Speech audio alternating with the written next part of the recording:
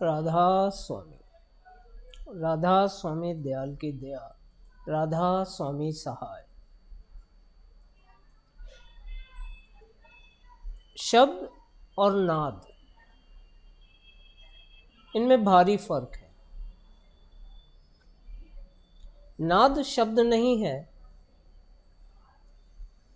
शब्द की प्रतिध्वनि है। और शब्द नाद नहीं है, यानी किसी की प्रतिध्वनि नहीं है।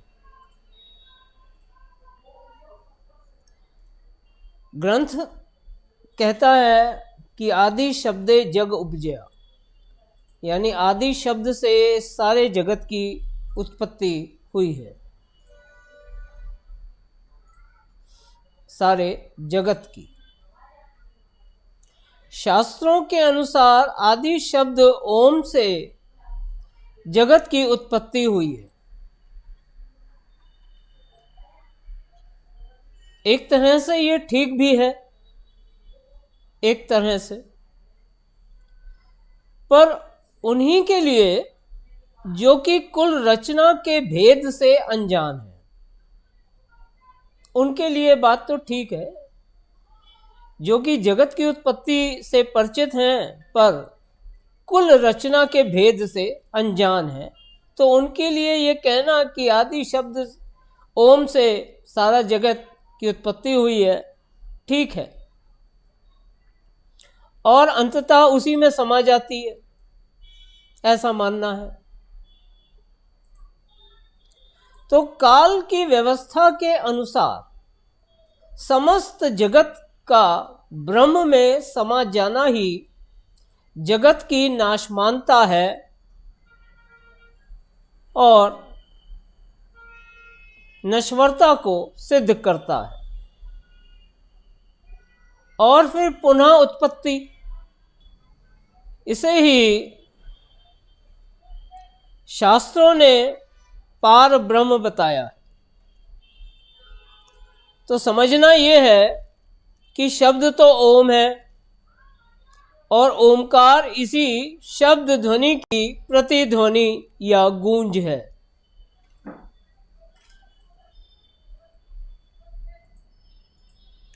तो शब्द तो है ओम, शब्द ओम। इस ओम शब्द की जब तरंगे आगे बढ़ती हैं, ध्वनि तरंगे, जब ये शब्द तरंगित होता है तो ये ओंकार कहलाता है। इसी गूंज या धुन, तो जब ये आगे बढ़कर ब्रह्म सृष्टि या ब्रह्मांड के कवलों या मंडलों में से होकर गुजरती है, यही ओंकार की गूंज, तब हर मंडल से होकर गुजरते वक्त, जब हर मंडल में से होकर गुजरती है, तो उस समय उस मंडल की जो गहनता है या उस मंडल की जो स्थूलता है, जितनी भी, हर मंडल की कम, ऊंचे के मंडल कम गहनता के और नीचे गहनता बढ़ती चली गई है, तो उस मंडल की गहनता के अनुसार इसमें स्वाभाविक रूप से एक परिवर्तन आता जाता है। और इसी ध्वनि परिवर्तन को विभिन्न नाद के रूप में पहचाना गया है। यही विभिन्न नाद हैं। हर मंडल से गुजरते वक्त होने वाला परिवर्तन ओंकार की धुन में। मनुष्य देह अपने आप में संपूर्ण ब्रह्मांडीय रचना का एक बहुत कमतर या छोटे स्तर पर एक मॉडल या नमूना ही है। मनुष्य देह संपूर्ण ब्रह्मांडीय रचना का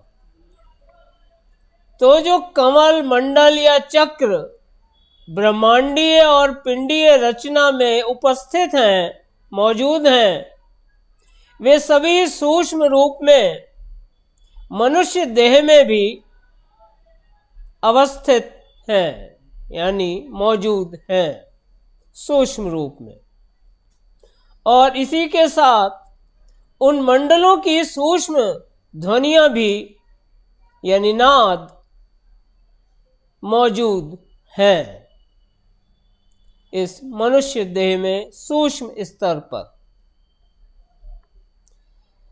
राधा स्वामी मत के अनुसार वक्त अभ्यास के सुरत और शब्द के, जब सुरत शब्द अभ्यास किया जाता है,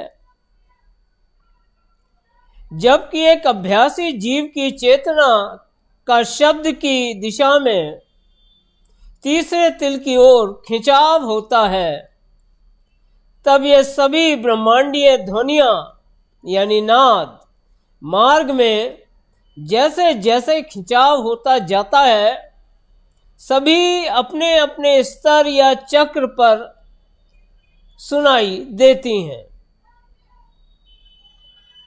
या कमल और मंडलों में, जिनका स्तर तीसरे तिल के स्थान से हर हाल नीचे ही होता है।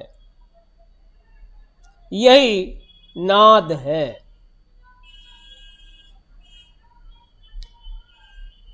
तो कुछ अभ्यासी सुरतें नादों का सुनाई देना ही शब्द का खुलना समझ लेते हैं।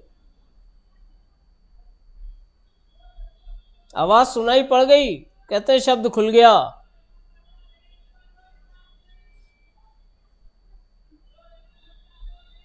ना समझी है, कोई समझाने वाला नहीं मिला, पोथी पढ़ ली, बहक गए, भटक गए। तो कुछ अभ्यासी इन्हीं नादों का सुनाई देना ही शब्द का खुलना समझ लेते हैं और भ्रम में पड़कर अपने अंदर अहंकार पाल लेते हैं। मेरा तो शब्द खुल गया, अहंकार पाल लिया। इस तरह अपने अंदर अहंकार से भरकर सारा जीवन अनजाने ही अपना करते जाते हैं।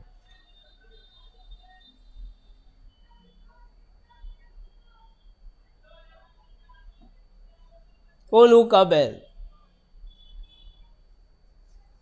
यह काल का धोखा ही है। अनहद नाद की गति भी ओम शब्द से ऊपर नहीं है, नीचे नीचे है अनहद नाद। ओम में जाके सब समा जाता है। यही कारण है कि राधा स्वामी मत में अभ्यास की रीत तीसरे तिल, जिसे छठा चक्र या आज्ञा चक्र भी कहा गया है, जो कि योगियों के अनुसार त्रिकुटी का स्थान है, वहीं से बताई और शुरू करवाई जाती है। तीसरा तिल, योगियों की त्रिकुटी, जिसका आधार सुरत शब्द अभ्यास है, ना कि ध्यान और नाद योग। यही फर्क है। राधा स्वामी मत में अभ्यास की रीत तीसरे तिल, जो कि योगियों के अनुसार त्रिकुटी का स्थान है, वहीं से बताई और शुरू करवाई जाती है, जिसका आधार सुरत शब्द है, ना कि ध्यान और नाद। शब्द का वास्तविक अर्थ व भेद समझने के लिए शब्द धुन भेदी गुरु की खोज करना आवश्यक है। उनसे मेला हुए बिना शब्द का भेद मिल पाना नामुमकिन है।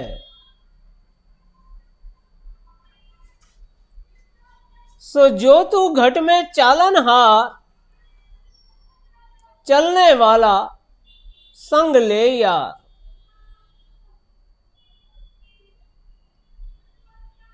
अकेले ना चलना।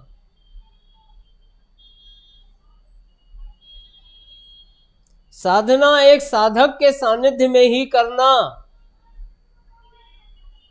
अंतर में बड़ी भूल भुलैया है, काल का सकल पसारा है। जरा सा बाल बराबर भी दिशा भटके तो ना जाने कहां ले जाकर पटकेगा, कभी सोचा भी नहीं होगा। सो जो तू घट में चालनहार, चलने वाला संग ले यार। धुर का ज्ञाता और धुन का भेदी सद्गुरु स्वामी सदा सहाय। राधा स्वामी राधा।